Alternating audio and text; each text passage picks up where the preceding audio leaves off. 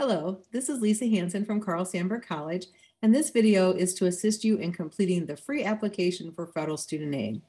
This video will be for the 22-23 academic year, and as you're completing that FAFSA, you're going to use tax information from the 2020 academic year and 2020 calendar year for untaxed income. We're excited that you're here to watch this video. One of the first things that you'll need to do to complete the free application for federal student aid is to obtain your FSA ID. The FSA ID acts as a signature, and the student and at least one parent will need an FSA ID to complete the FAFSA. The FSA ID will be used all the years that the student is attending college and actually beyond for the student, so they can actually access their student loan information. So as you're doing that FSA ID, it's important to know that we need separate email addresses for both the student and the parent, since this is considered personal information. And the email address that the student uses will need to be an email address that they will have throughout their college years and beyond. So if your high school ends your email account, then you may want to set up a new email address for FSA ID purposes. For the parents, the FSA ID is used to sign. And keep in mind that you're going to use this each year. We think it's pretty important that you write down all the information that was used to obtain your FSA ID, including the email address that you used. And you'll be given a chance to verify both your email and your phone number. And that is also helpful in getting you to if you have to ever reset your account. Once you have the FSA ID, then you're going to complete the FAFSA. That's the free application for federal student aid. And the website is FAFSA.gov. I like to share early in the process that one of the things that we now have available is IRS data retrieval. IRS data retrieval allows you to have your information transferred from the IRS for the correct tax return onto the FAFSA application.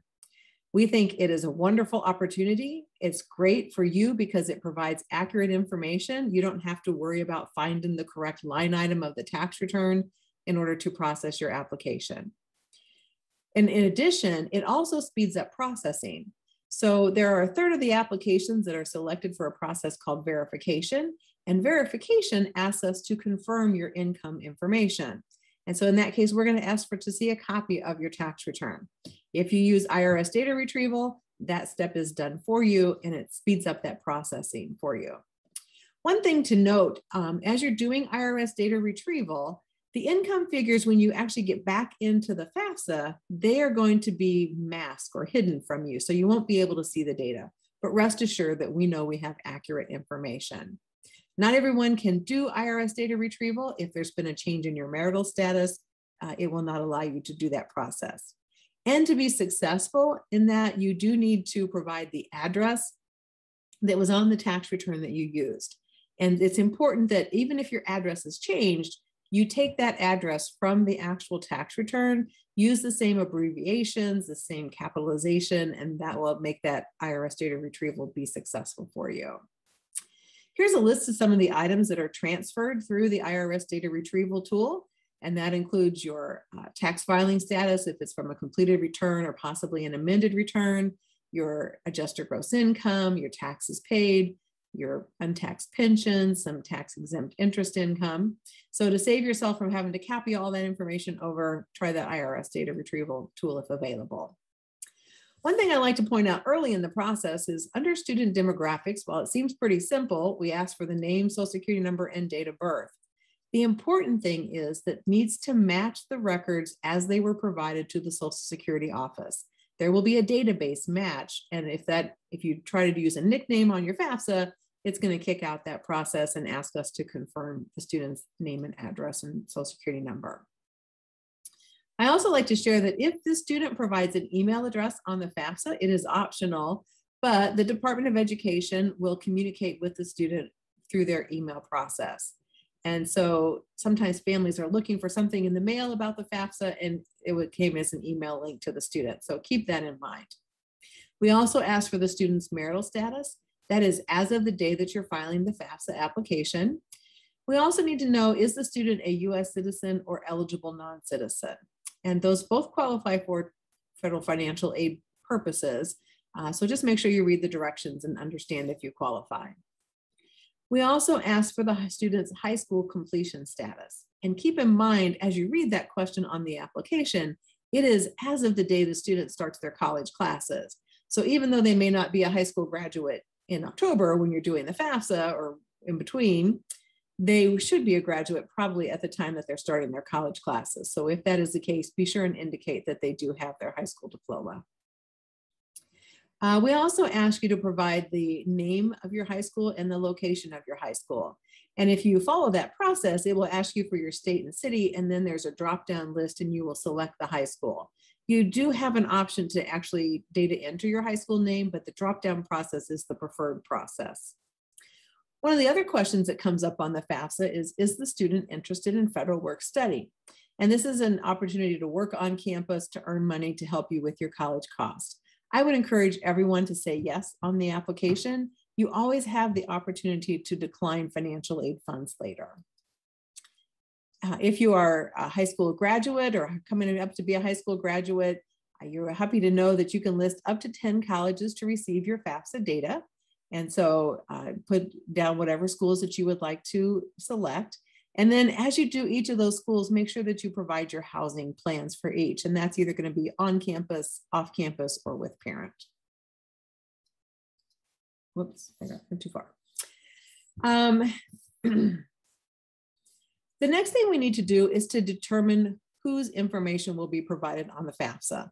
And that is done through the dependency determination. So if a student can answer yes to any of these questions, they're considered independent and we would not ask for parent information. Most of you will probably be answering no to these questions, and so parent information would be required. So the quick way to share this, and you can certainly read the text here on the screen, is the student 24 years of age, an orphan or a ward of the court, a veteran of the armed services? Are they married? Will they be in a master's or doctorate program? And then beyond that, we'll ask, is the student a dependent or ward of the court? Are they an emancipated minor that has actually been taken through the court system and you have documents for that? Or is the student homeless? And there's some specific language there. So I would encourage you to read that language to determine if you qualify. And most of those we're going to follow up on. So make sure that you understand that, or call us if you have questions. Once we know then, if you're providing parent data, the next one to look at is which parent information should be included on the FAFSA. So if the student's biological parents are married or living together, then you report income for both of the biological parents. If the student's biological parents are divorced or separated, then report the biological parent that the student has lived with the most for the last 12 months. And if it's a chance where the student goes back and forth equally, then the parent who's provided more than 50% of support would be the parent to complete the FAFSA. And the last section then is if the biological parent has remarried, then we would also include step-parent information on the FAFSA application. So that takes us then over to the parent demographic side. And we will then record for both parent 1 and parent 2, if we're reporting 2, the name, social security number, and date of birth.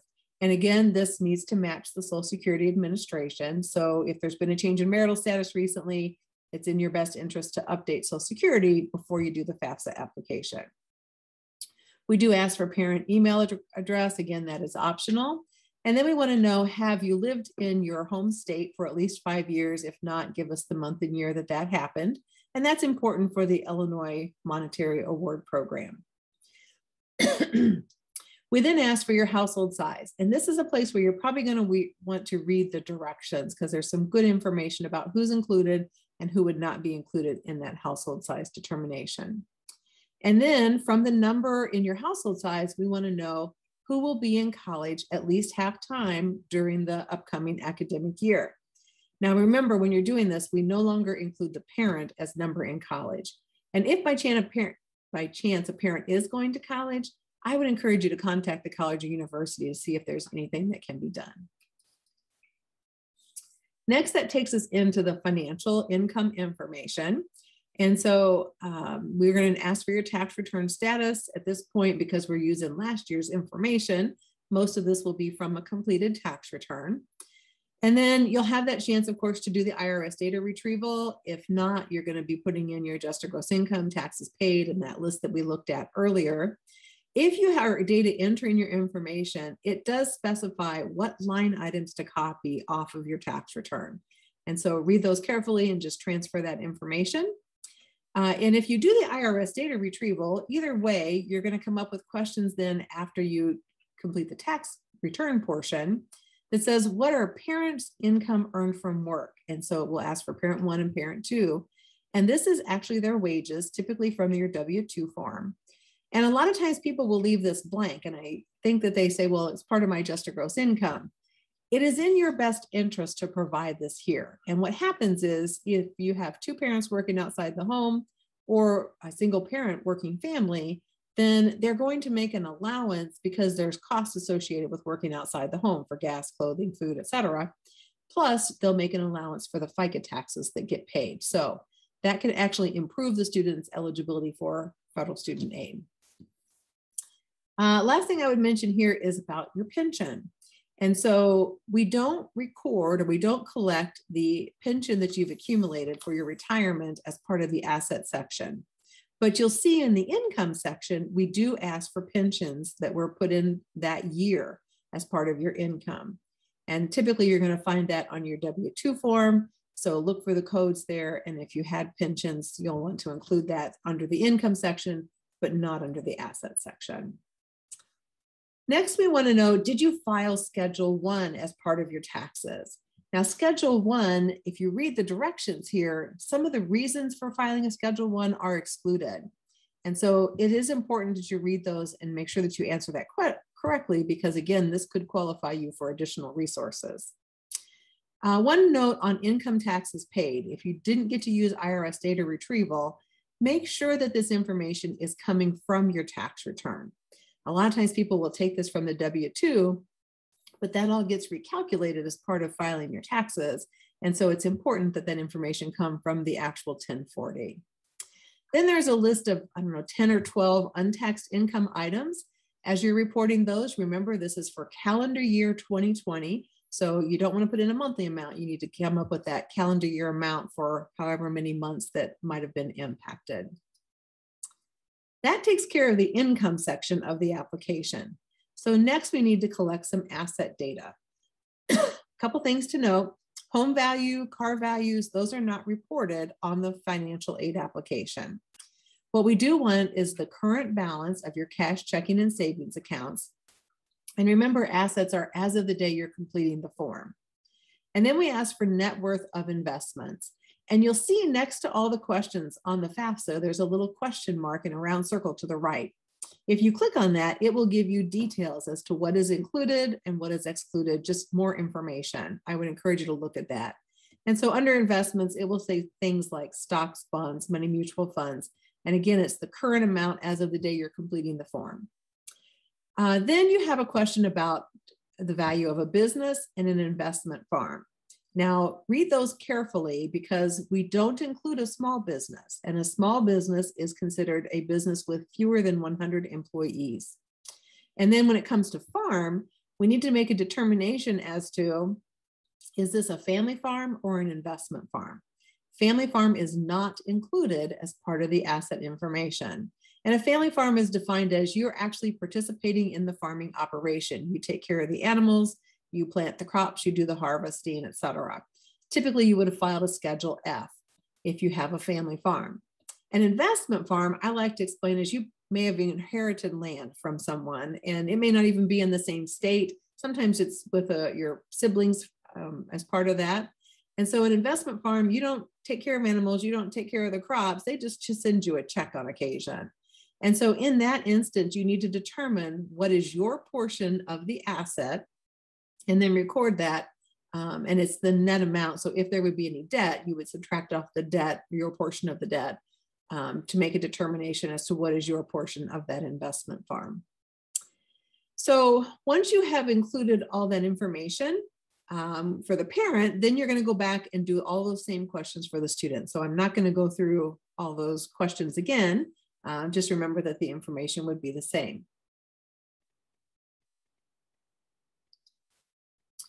After you've gone through that, then the FAFSA will come up and it will ask you to review the data that was entered.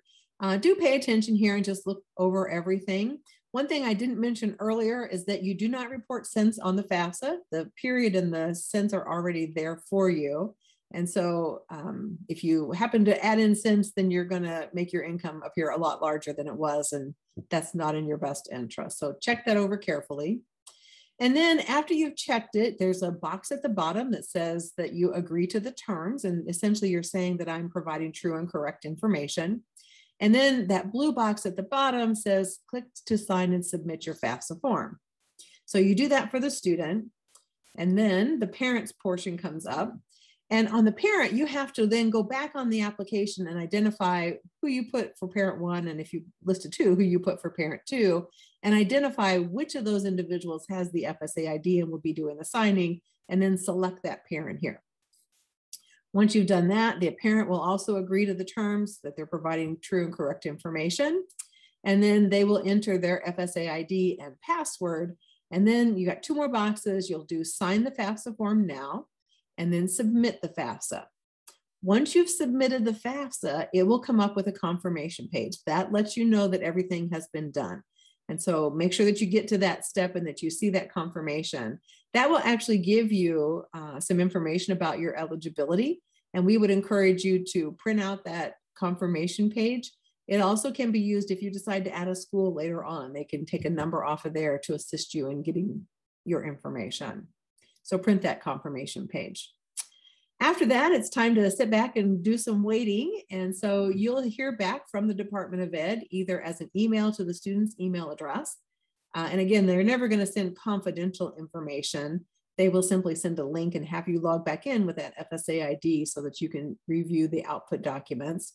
Or if you didn't do the email, you'll get a letter in the US mail. So do take another look at that just to make sure everything looks good. Notify the college if you see any discrepancies. And then you're going to start getting communications from your colleges and universities. And so pay close attention to those. It could be through email to you, it could be on your student account, or it could be in the US mail. From that, you may be asked to submit more information. You may be asked to do a verification worksheet. We may ask you to give us other forms to confirm your eligibility. Some schools will ask you to accept your financial aid awards, and so you'll need to go out to your award notification and do that. And then if you wish to have a student loan, you'll want to do your loan counseling and your promissory note. As always, that's a review of the FAFSA. We encourage you to contact us if you have questions, and you can always save your application and go back and finish it later and call our office with your questions. The phone number is provided here. If you prefer, you may email us and at fina.sandburg.edu. We are also happy to sit down with families and assist them in doing their FAFSA. And this is a community service option for Carl Sandburg College. So we don't care where you plan to attend college. We will assist anyone in completing that FAFSA application for all the years that you're in school. I hope that this video has been helpful. We do have some other videos out on our website, and you can search for these with the terminology provided here. So there's a video on what happens after the FAFSA to understand the steps that will happen until you actually get your financial aid awards and get your bill paid. There's a video on understanding the need calculation and how financial aid award decisions are made. So need analysis and awarding aid. There's also a video on what does college cost, and it compares the various types of colleges, the costs associated with them, and helps you understand what loan debt that you may have based on the various college choices that are available to you. And then lastly, for our students that are in the Galesburg area or Monmouth-Roseville area, Carl Sandburg has both the Galesburg Promise and the Sampson Promise programs. Those do require separate application processes. And so we encourage you to look at that, how to apply for the Promise video. And again, you apply for Promise every year. Don't forget there are scholarships. So look at your college websites to find out what scholarships are available. I hope you found this helpful. And if you have questions, contact the Carl Sandburg Financial Aid Office. Thanks.